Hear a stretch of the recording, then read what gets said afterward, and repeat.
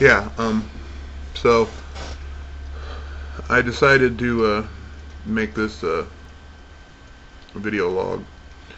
I've had some revelations I'd like to share, if that's what you want to call them. Um, I've done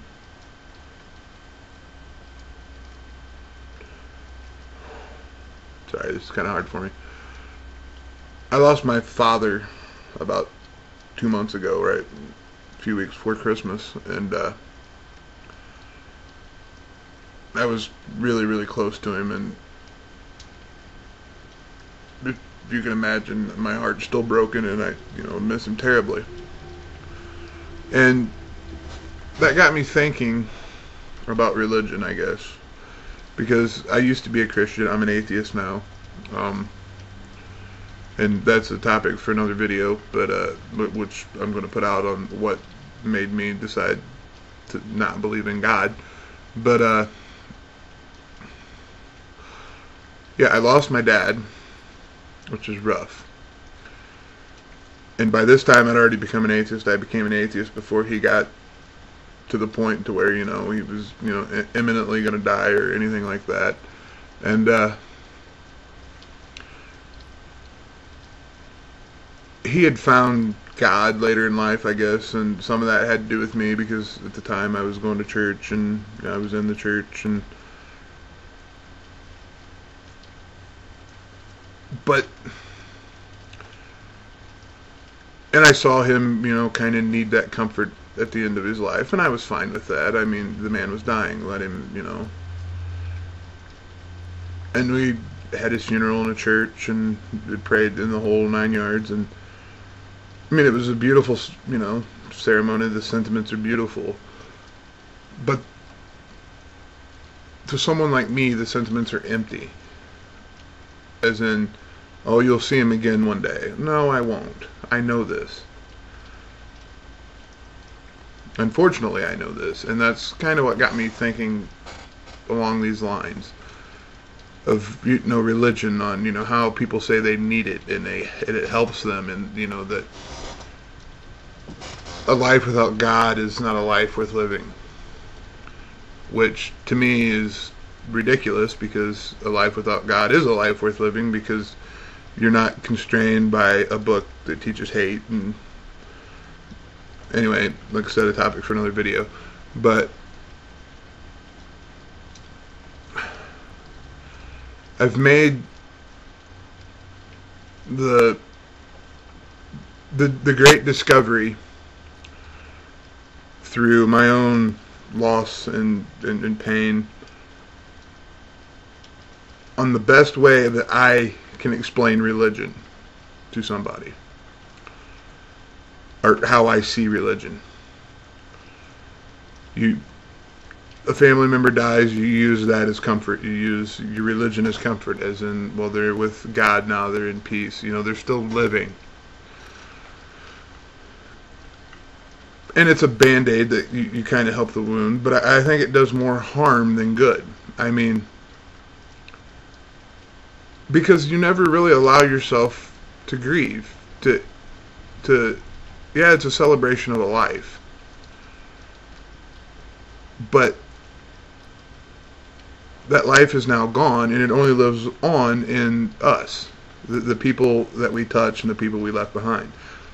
My dad was a lucky man. He touched a lot of lives. I was so amazed at the people that just crawled out of the woodwork when he died. I think it's what touched me the most. And my view on my new way to explain how I feel what religion is to take this.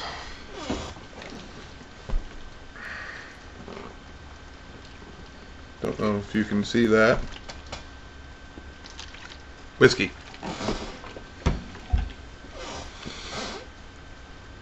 Imagine that this bottle and all this in it is your religion. And you drink from your bottle of religion to kill your pain, to make it go away. You don't deal with what's happened. You automatically just, your loved ones with God, you don't have to worry about it. So by me doing a shot,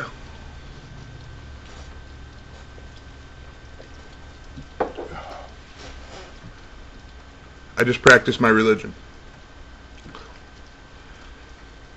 Now I know some of you are scratching your heads like, what the hell is he talking about? It's simple. I can use whiskey or beer or pot or crank, coke, whatever, to make myself feel better. But in the end, that's all it's doing, is making me feel better. It doesn't change the fact that my dad's gone. It doesn't change the fact that I'll never see him again.